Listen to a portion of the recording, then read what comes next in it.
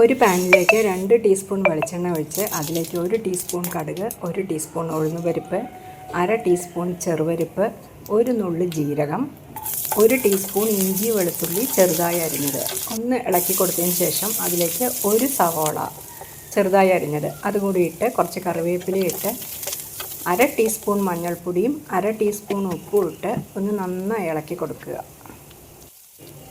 അതിൽ പച്ചമണം വിട്ടതിന് ശേഷം അതിലേക്ക് ഒരു 1/4 കപ്പ് കടലപ്പരിപ്പ്, 1 നുള്ള് ഉപ്പും 1 നുള്ള് മഞ്ഞൾപ്പൊടിയും കൂടി ഇട്ട് നേരത്തെ വേവിച്ചെടുത്ത് വെച്ചതാണ്.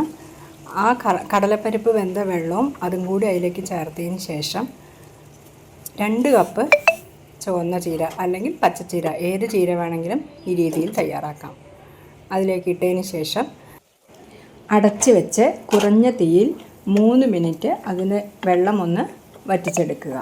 അതിനുശേഷം അടുപ്പ് ഓഫ് ചെയ്ത് അതിലേക്ക് 1 ടീസ്പൂൺ നെയ്യ് കൂടെ അതിലേക്ക് ചേർത്തതിന് ശേഷം ചൂടോടെ നമുക്ക് ഈ കറി ചോറിനും ചപ്പാത്തിക്കും എല്ലാം ഉപയോഗിക്കാം.